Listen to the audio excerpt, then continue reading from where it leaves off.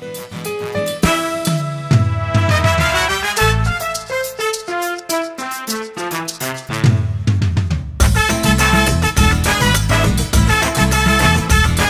to the Spanglish Business Show. I'm Angel Pomales. And I'm Dan Vega, and our show always brings you the latest with entrepreneurs and celebrities, especially what's happening in the Hispanic community. So we're excited to be here. Angel, how have you been, my friend? I haven't seen you in a while. I've been doing great. How you doing, Dan, man? It's good, man. That's Absolutely. Good. That's good, man. Moving forward, man, and trying to keep my finger on the pulse of what's happening. Oh, man, a lot of things happening. We got Alfie Martin today as a guest. I'm excited, man. Oh, yeah. He's an amazing person. You know, we had went to an event where he had brought in a producer, director, a friend, and it was really great to get to know him a little bit. Not just directing and producing, but writing. You know, he started out as an actor as well. Absolutely, just a guy that knows his way around the business. So we're excited to have him. Absolutely. But before we get to the interview, how have you been, man? How was the weekend? Oh man, I've been doing great. It's been an amazing week.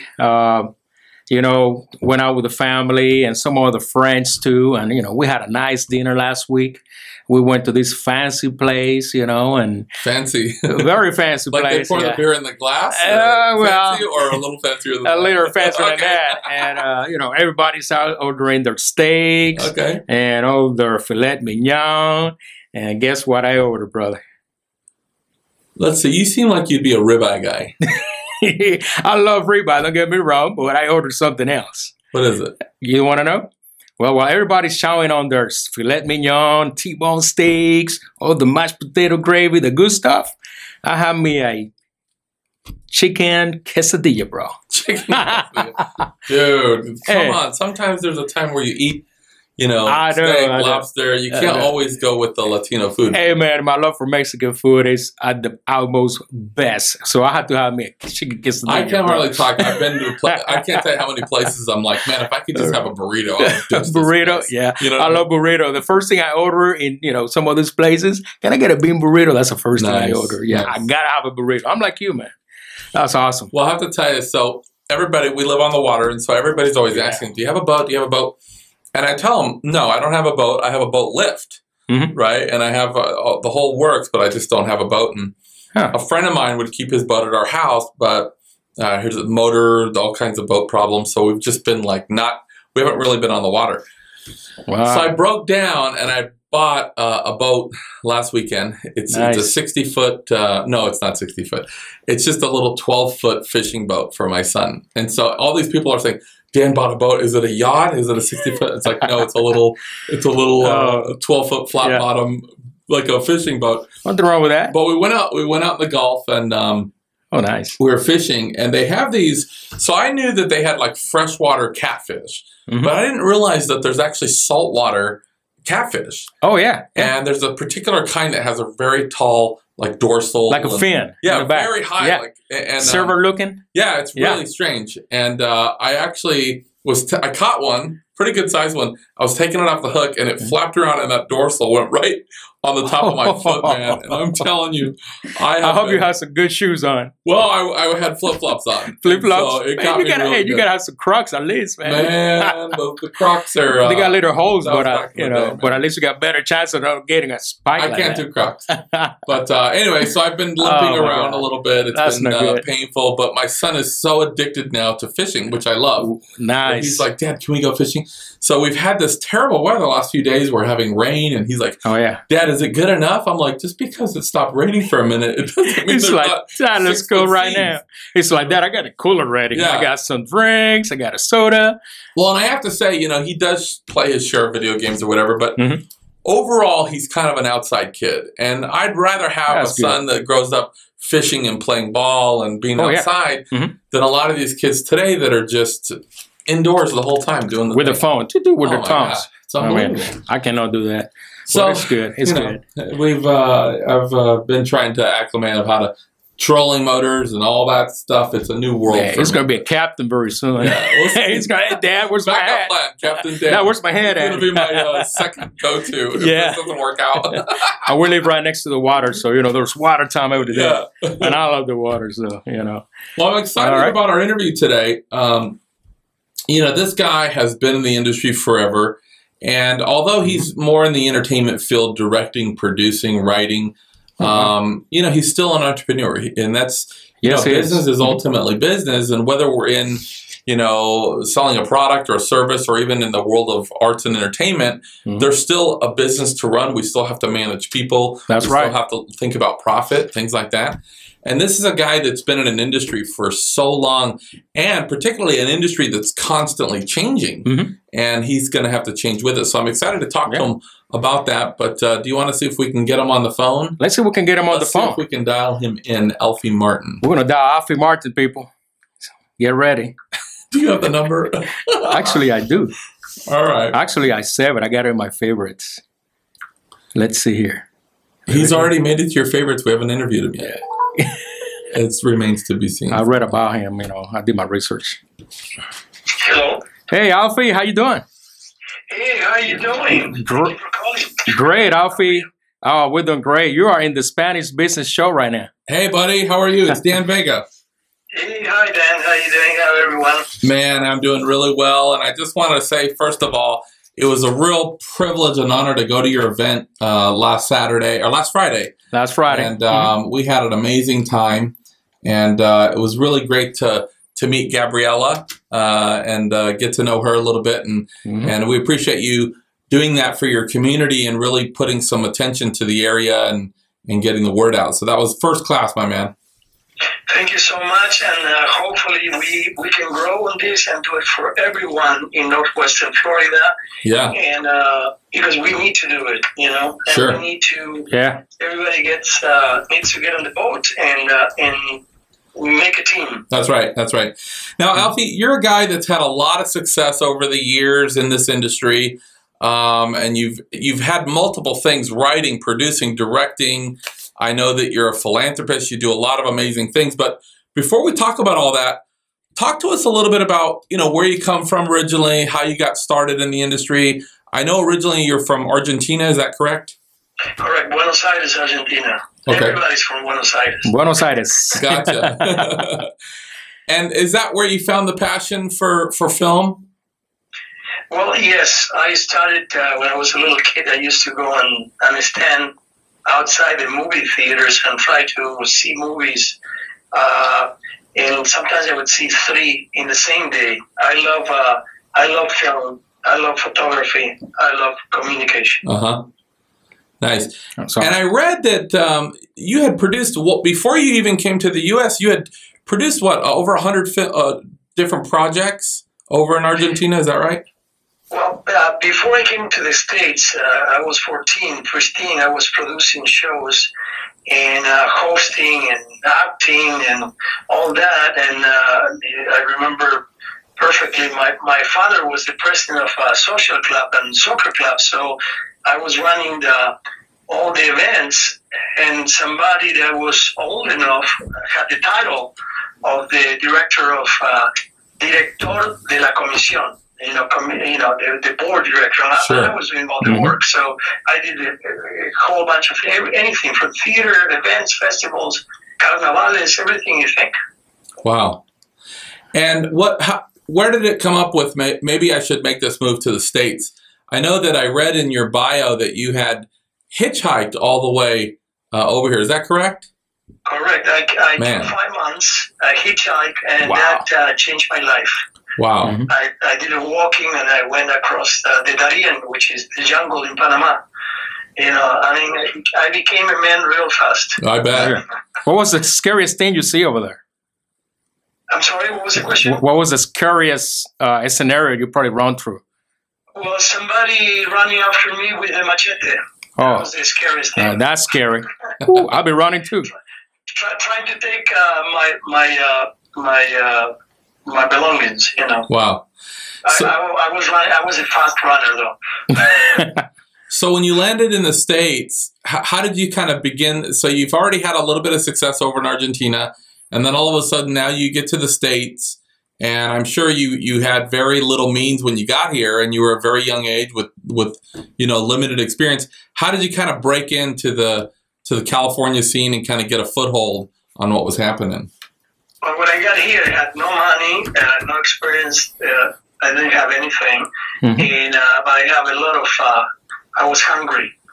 I was very hungry, but not hungry for food. I was hungry for doing nice things. So basically, I came to America, started working right away, and I didn't have any money. I started working, and then was lucky enough that I started living across the street from the judo, from the place that where Chuck Norris used to teach. And I wanted to do martial arts really badly. So I started taking classes, and that was on Ventura Boulevard in Sherman Oaks. And to make a story short, a couple of years later, the first Kung Fu movie arrived, and then the karate and martial arts and that business started in the United States, and I was all my way on being a black belt, which I eventually achieved the level. But then I started working in action films and choreographing and falling and burning, and then I realized that I had to take classes. Yeah, sure. You know. Well, and you know, we've all read those stories going around about Chuck Norris and those comical scenarios. But I have to ask you, as somebody with firsthand knowledge, is he as bad as everybody says he is? Is he that tough? Yes. He would beat Bruce Lee. So he's the what? Yes. Wow. I hear that too. Actually, let me give you a story. He's very good. All the black belts that he had, they were all top performers and teachers and fighters that became. They went to train with him because he beat all of them. He was a national champion, and he was the captain of the U.S. team for 5 years, undefeated. Wow, that's a big accomplishment. Unreal. So that, like you mentioned, led into doing some double work, stunt work, and then I guess you really got the bug to say, "Man, I got to go all in," not just with acting, but writing, producing, directing. Yes, and then see when you start doing all those beautiful things, you realize that you have to I had to learn the business really. Sure. I said, I'm good at what I'm doing. I was a black belt already. I was doing great work, but I said I want to learn to act, and which was my passion. Then I became an actor, and then I learned directing and producing and writing and everything else. I took classes right and left from the best, so I could learn something. You know, sure. You gotta learn from the best, and doesn't mean you're gonna be as good as them, but you can keep adding knowledge to your career until you really realize that you have more experience. So you've over your career, over the years of your career, which is a quite long one. I know that you've won many awards, television, film. In fact, I was reading that you were a recipient. Let me get this right, of the official commendations and awards from United States Congress, State of California, LA County, LA City, Culver, France, Argentina. I know for your particular projects, you're very well decorated, but was there a time in your career where it's like a defining moment where it's like, oh my gosh, this is really happening. I'm making it, you know, this is like a pivotal point where now there's that, you know, it's been solidified, or, you know, it's a reality that you have done what you set out to do. Well, I think I realized the moment that I realized that I had the opportunities, possibilities that anybody else could have. And then what I learned, that determination and goal seeking and patience are more important than talent. Sure. Then that's when I became. Well, and you know, in this business particularly, and I know you know this, there's so many people that, you know, they're very quick to pitch. You know, they meet for the first time and it's like, hey, I got to talk to you. And they're pitching their film or their project or their investment opportunity or whatever. But it really goes back to the basics of people do business with people they know, like, and trust. And it seems like that a lot of people have gotten away from putting in the time to nurture those relationships. You know, really put the time in to get to know a person, to get to know what their value is. And you seem like a person that's not only paid the dues, but you surround yourself with very quality people, and that you're a person that, you know, really is more interested in although money is important for every entrepreneur, you're really interested in the integrity of the projects that you affiliate yourself with and the quality of people that you're around. Is that true? Absolutely, and you are only as good as the weakest link in your team. And the next thing is, I'm approached every day for people saying, trying to read my resume. When they find out who I am, then they become friends. But, I respect integrity, I respect knowledge, but most of all, I respect determination. Sure. And patience. And I totally agree with you. And I lived through that on my first project in Panama City Beach with the director's series, because one thing that I regret, the only thing that I regret on that is I wish a lot of the Hispanic community, now is not going to be a problem, would have understood where we were going to. This was a magnificent opportunity to sell our brothers and sisters. The reason why I chose a director, Hispanic director, and a woman is because I want to show to everyone that is somebody from someplace else, a female. 7% of the directors are female. An Hispanic director can make it. Anybody can make it. That's right. But we're going to correct that very soon. Well, and what Alfie is referring to is last Friday we did an event with Gabriella Tagliavini. Tagliavini, if I'm saying that right. Yes. And very accomplished writer-director. I love the part when she was being interviewed, Alfie. So we went to a premiere of one of her films. Oh, yes. Which featured Sharon Stone as the lead actress, Billy Zane. Border Run. Border Run, yep. And I love the part where somebody asked her on the Q&A, why did you come down to this area? Why did you decide to do this? And she basically just pointed to you and says, because of him. You bring me over here. And that really shows a lot about you and the value that you offer and the trust that you establish is that, getting to know her for a short period of time, you said, look, I'm going to do this event. I need you to come to all the way across the country to come to this because it's important. And then having people say, absolutely, if it's for you, I'll show up. That really says a lot. That is big. Yeah. And the funny thing is you have people that create fear on the hearts of the young people, and they become filters, and we need to mentor, we need to teach them, we need to share. You give, you give, you give. I'm just paying forward what I receive in my life. Life is a circle, okay? And it's like a Doberman that goes around all the time. Life is a circle, and I pay back and pay forward because I've been blessed. I'm blessed.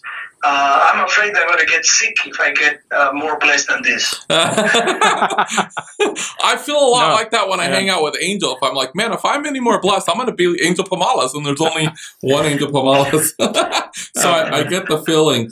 Oh, man. Let me ask you a question. So, being an investor myself, and I'm just getting into doing some film and television experience. Certainly, I don't have the extensive history in the field that you do, but I do get a lot of people bringing me projects all the time. Look at this project, look at that project.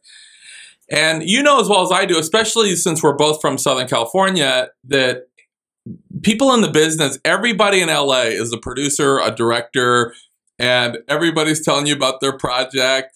And it's funny because after you vet them for 3 or 4 hours, and you finally say, what have you done? They've produced a YouTube video, basically. They haven't really, but of course, as soon as I got on your online and looked at what you've done a real body of work. I'm sure, like myself, you're constantly asked to contribute or be a part of different projects. How do you select the projects that you're going to be a part of, and how is there a vetting process that you kind of look at before you kind of get sign on for the next project? That's $1 million questions, and I love it. First of all, I want you to know that what is online about me is only 10% of what I do, I did, and I will do. Yeah. And the reason is because at this time of my life, I'm only promoting my cultural part, but I have also my business career as entertainer, producer, director. But because I'm so gung-ho in helping people that I really try not to show any other credits.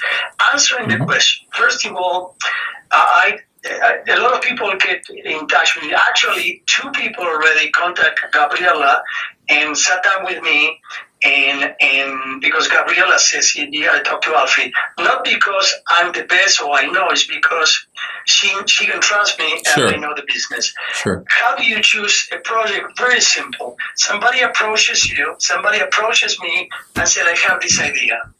Then what I need to identify if that's a wish or it's a wannabe or somebody that is really determined to do it. Once Sure. that's done, basically I look from their point of view. Let's play this game. You are an investor, you have a hedge fund, Yeah. you call Alfie because the portero, the guy that works in the hotel says, talk to Alfie, he's a nice guy. I sit down with you and then I said, okay, Dan, what's your dream? What's in your closet? Okay, because everybody has a dream in a closet. Right. They're afraid to open the doors. Once I identify the other person's needs and whatever they have and how they do it, I work in reverse. I see what the other person has, what they want to do, and I put the package together to make it happen. There is no way somebody's going to walk out of my office or my home or a meeting without closing a deal, because I'm always thinking on the other people's need. Sure. Sure. That's and of course I love pet projects. I love projects.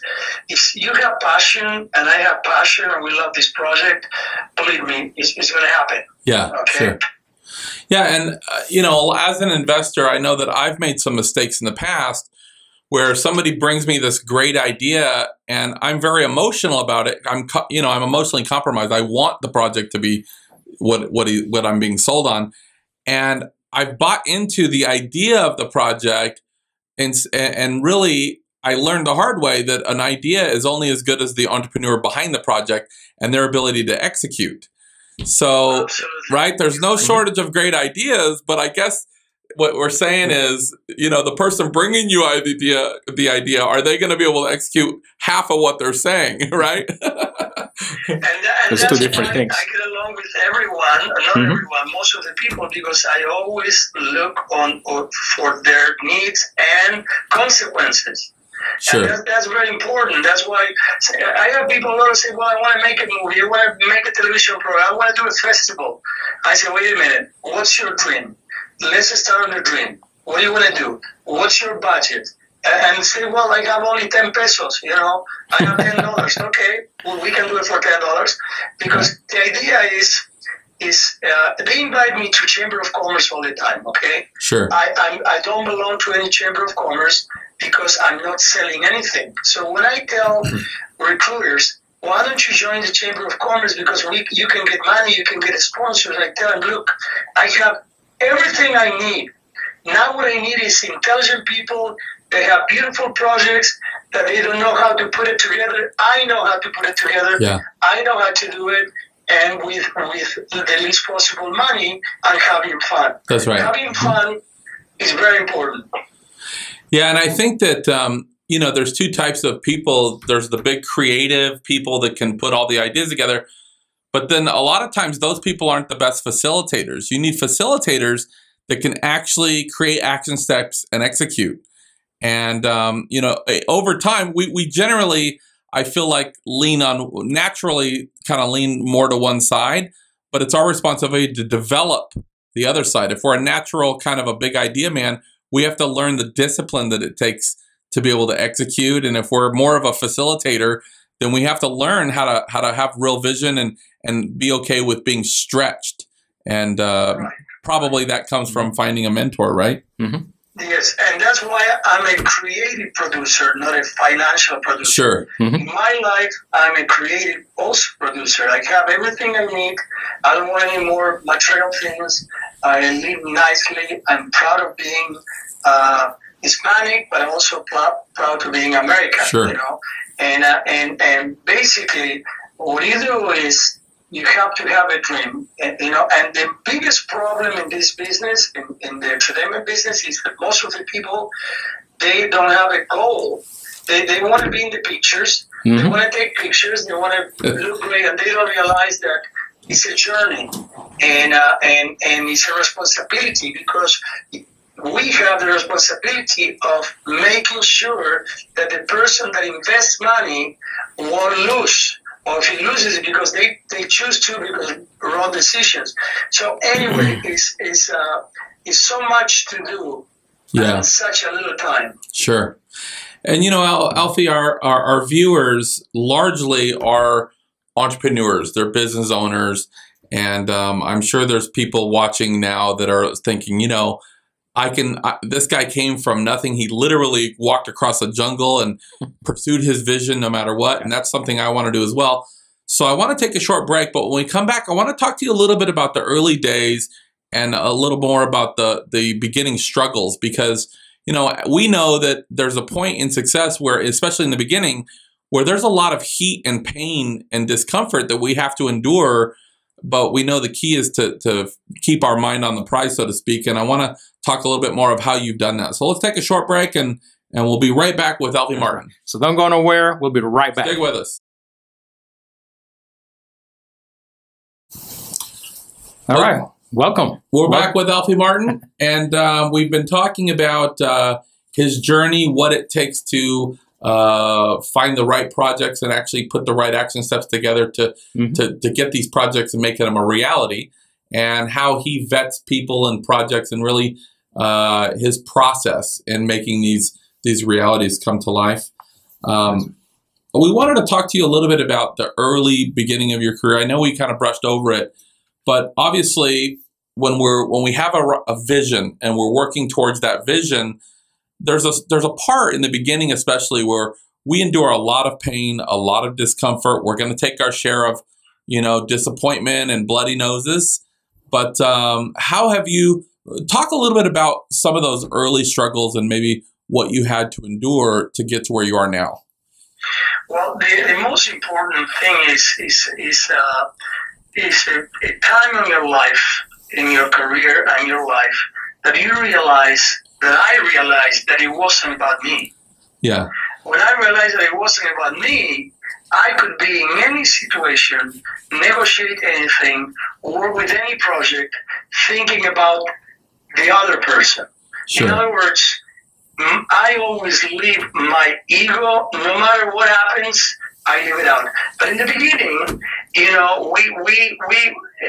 we try to prove that we are good, we try to accomplish, and we try to show off or whatever it is. And then one day you get up in the morning or you go to bed at night and realize that it's not about me. Sure. It's about what the other person is reading. It's a paradigm. And so the struggle was, I think the biggest struggle was that one. That I trying to find out, especially when I came here, being from South America, sure. Mm-hmm. I realized immediately that I have to be better than anyone, or try to be better than anyone to succeed, because I have to be better than the other ones that were established. Sure. Yeah, and I think that it's important too that in the Hispanic community, especially. I've mentored some different Hispanic groups and Latinos, and it's funny because, and I don't know if you'll agree with this statement, but it seems like largely in the Hispanic community, they're still focused on hard work, labor, like a labor job.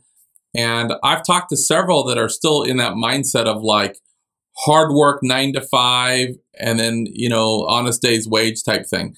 And obviously, we need those attributes, hard work, honesty, things like that. But there's almost a belief system with some of them that's saying, I'm not sure if I'll ever be able to do it. Who's going to give somebody a chance like me? And to your point, you're saying that coming over here from South America, you might have had a strike against you. It might have been harder to come to a foreign country, very little resources, and kind of fight your way against everybody else. But you were able to do it. Have you experienced some of that as well in the Hispanic community? Yes, constantly. And you know, you live in Los Angeles. Sure. I live in Los Angeles and move here, although I go back. It's always about who hates us and why we can't accomplish this. Because the reality is we are our worst enemies.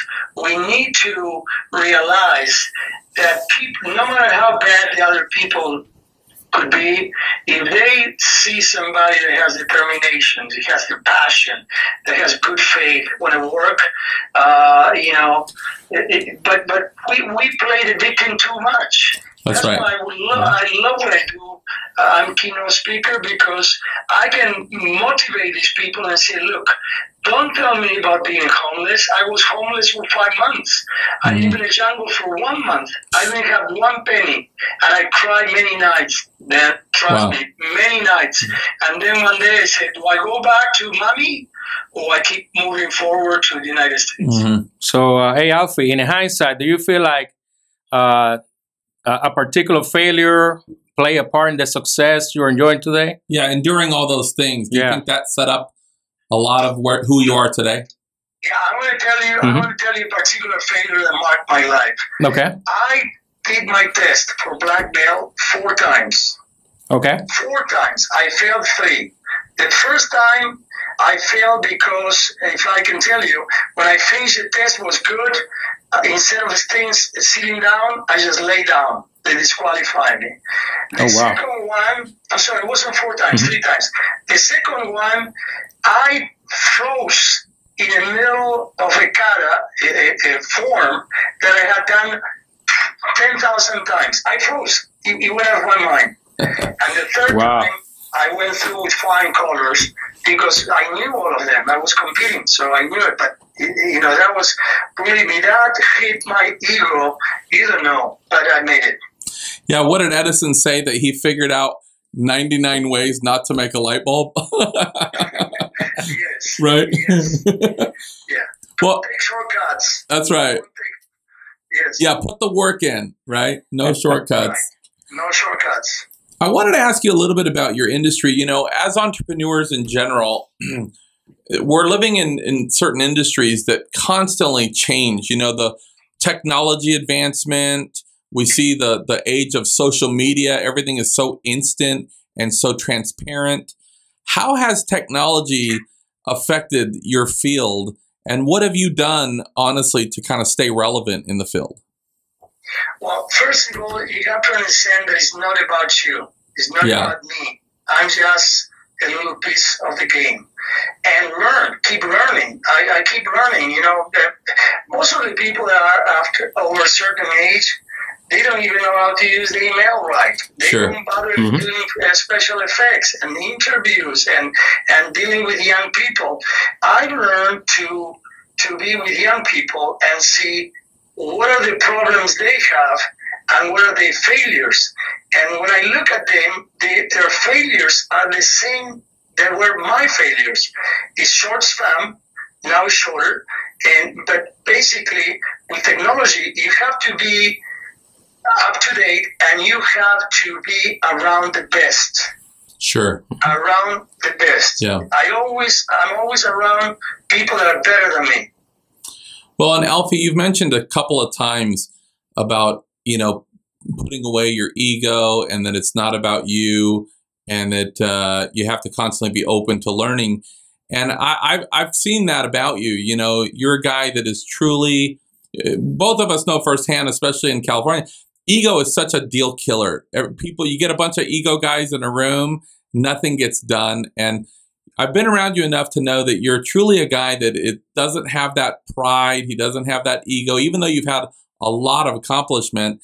And you're also very open to learning. You know, I know me personally, I have a 9-year-old son. I never know where I'm going to get the next lesson from. He probably teaches me as much as I teach him. And I think that's very conducive for growth, that you have to stay open. And despite most people that have a lot of accomplishment, especially in the field that you have, you know, they kind of stop the learning process. You can't teach them anything anymore.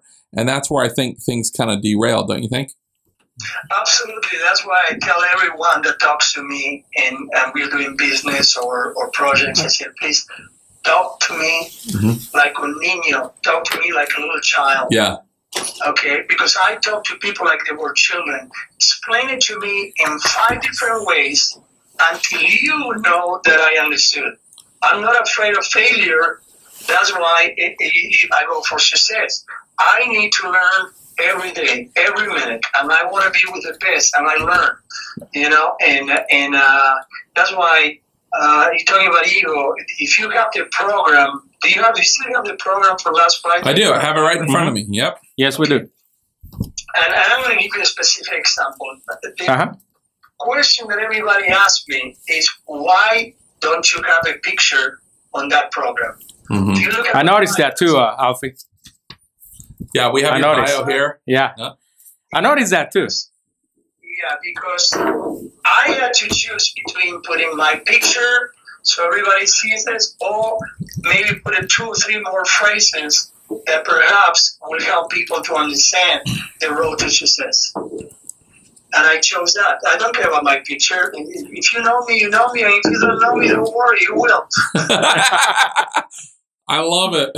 Yeah. Hey, well, Alfie, I love that humility. Yeah. Hey, Alfie, real quick, you know, most of us, regardless of what field we're in, started out as fans of somebody else's work. Who were some of your inspirations that prompted you to start your journey? Okay, as an actor, you're gonna laugh. Charles Bronson. Love it. Wow. and the best of all times, I think, maybe Marlon Brando. Marlon Brando. Oh, I like Marlon Brando. Yep. He's got amazing movies.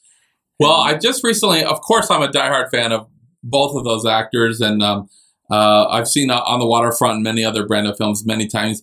But I just watched a film a couple of weeks back called One-Eyed Jack. Did you ever see that with Brando? Yes, of course. Oh, such a great movie. Marlon Brando. But, you know, my father had a chance to meet Charles Bronson. And, you know, that's another guy with a lot of integrity. He actually, they say, used to actually take his wife, part of his contract that they would take his wife and, you know, the horses and the children, everybody on set, or he wouldn't do the movie unless they would come. You know, very family oriented. And he was married to the ex-wife of David McCallum. Yeah. Oh, wow. So, hey, yes, Robert Baum, one of them.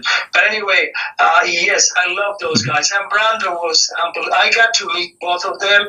Wow. And believe me, I was... another guy, the humblest guy was Steve McQueen. Steve McQueen, yeah. Steve McQueen. I mean, he was. I can tell you another day. I tell you some stories about that because we used to work out together in the studio.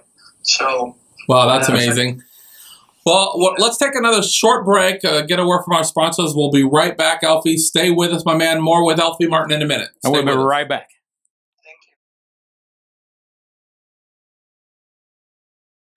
All right, welcome back to the Spanglish Business Show. Angel Pomales and... I think I'm Dan Vega.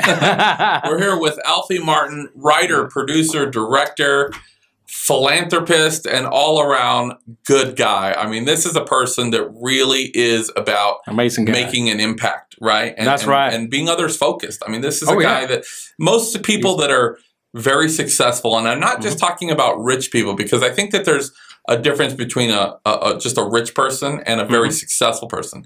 But when you talk about very successful people and people that have made it in their field, they are, you know, obviously everybody needs a certain amount of money, and that's one thing. But that's right. Most of the time, they're very others-focused. And their real goal is usually their faith and their family and really to make an impact with others. And this is a guy that has done that with so many people, and after talking to him, we can definitely see why.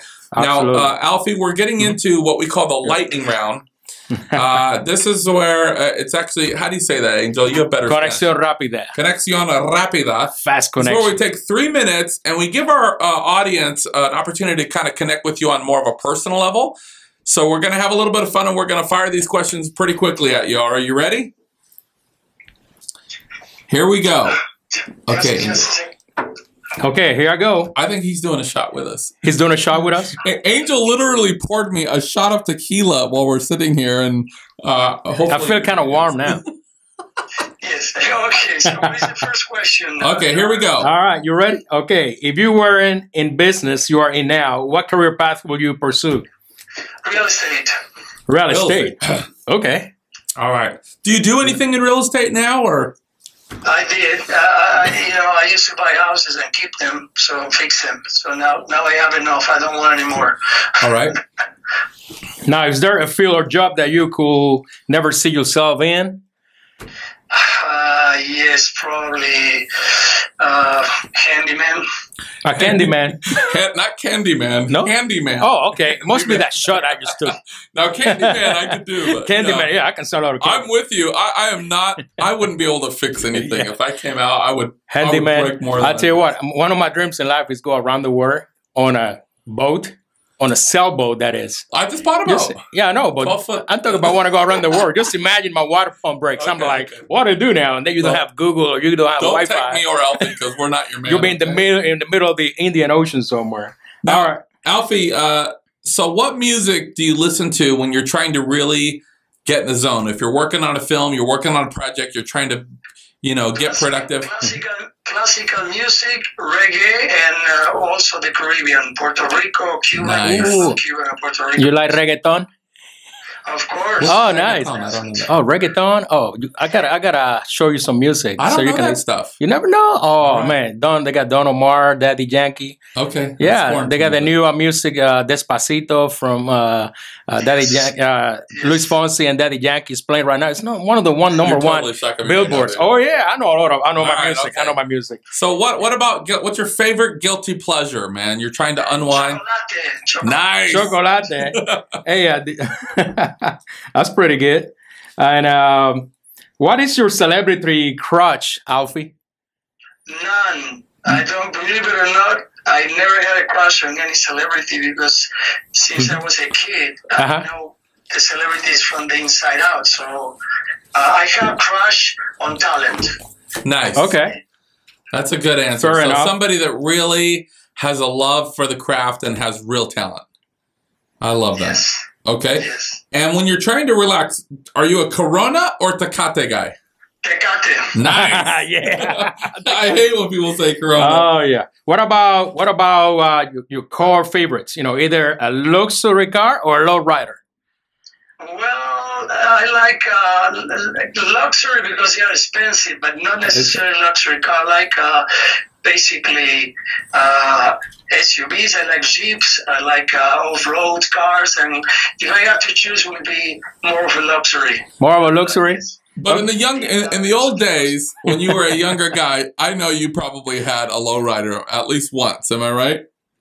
Yeah, but I don't have money to buy one. They're so expensive. Okay. Did you ride? You gotta get the gold rims. Did you ride on these Los Angeles lately? No, I'm actually heading back. I'm heading back Sunday. They got gold rims, gold everything everywhere, gold designs. Yeah. Oh yeah, they get expensive. All right, I was kind of a cholo at one time, even though I have the worst Spanish. What about on your food? I got two of the favorites right here: menudo or chicken noodle. Which one do you like? Menudo. Con tripas. Yeah. Sí. Absolutely. Okay. Now, name one super gigante goal or gigantic goal, right, that you plan to achieve maybe in the near future.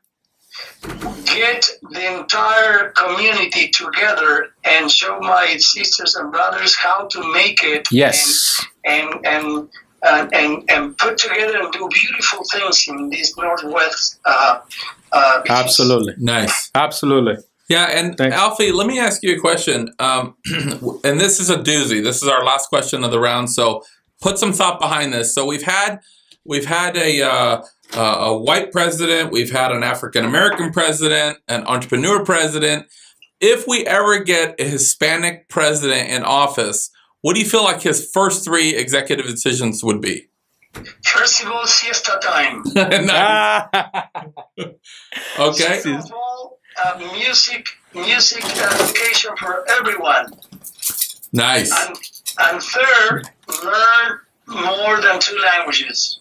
well. Nice. Yeah, that is I like a very that. good one, especially where we live now. And, you know, I was in downtown Los Angeles recently, and there was a Japanese man that was speaking perfect Spanish, but he didn't speak English. He spoke Japanese, and he spoke perfect Spanish. And, of course, he put me to shame. I have that's trouble funny. with English, but I think it's so important. You know what I'll do if I was a president? What's that? I have machete for my backup. You know what I'm saying? That's right. Security. That'll be my personal security. I have machete. You want to mess with me? Alfie, let me ask you a final question. Oh, yeah. You know, our viewers, for the ones that are watching and they're saying, you know, again, this is a guy that came from nothing. He came from, literally walked across the jungles. He fought for his way. He wanted to do what he loved, and he stuck with it, and he endured, and now he's getting to enjoy that. Do you have any parting advice for our viewing audience if they're thinking about kind of pulling the trigger and pursuing their passion? Yes, first of all, I'm open to talk to anyone because all I want to transpire is determination and patience. You have to learn. There are no shortcuts. You have to learn. You have to train, and do not get involved in politics. If you're in the entertainment world, do not get involved in politics because you're losing 50% of the audience, no matter if you go to the left, the right, the center, or downstairs. That's right. Yeah. All right. Well, and Alfie, I'll tell you, it's been a really a great honor for us to sit down with you. And thanks for being on the show. Yeah, we knew your value, but to talk to somebody that's truly others focused and really about the work and that's out to make an impact and a difference in the world. You know, right. I learned a long time ago that a recipe for sustainable success, to have long-term sustainable success and have longevity, that a person's humility always has to exceed their ability. And a person like yourself, after a period of time and being in the same industry for a long time, a person can develop a lot of abilities. But it even calls for even more humility for that always to exceed abilities. And you're a guy that's always kept those perspectives aligned. You have so much humility, especially for what you've accomplished. And man, we'll be definitely staying close to what you're doing and keeping an eye on your career. And we'd love to have you back on the show, man. Yes, and let's talk. Let's talk and fix the world. Absolutely. Now, Alfie, where can we get more information? If we're looking to find out what you're doing, a website, where can people go if they want to connect with you? What we should do maybe is let's talk one of these days. Let's meet and let's make a blueprint, okay, of everything. All right, we'll make a blueprint and we'll post it to our fans. That's right. That sounds great, Alfie. Easy to make. Thank you so much, and we appreciate our audience as well. And thank you for tuning in to the Spanglish Business Show. Thank you for being here with us. Thank you, Angel. Bye-bye. All right. Thank you, Alfie. Have a great day. Thank you so much. Bye-bye. Well, there you have it, Angel, man. It's always a pleasure, my man, to connect with you. Alfie Martin, ladies and gentlemen. I mean, an amazing writer, producer, director. If you haven't had a chance, connect with him on social media, Facebook, LinkedIn. Get plugged into what he's doing, especially if you're looking to go more into the entertainment field. And we appreciate you tuning into our show. Please like our show. Stay with us. Stay plugged in. And we look forward to seeing you next time. Thank you so much. Bye-bye.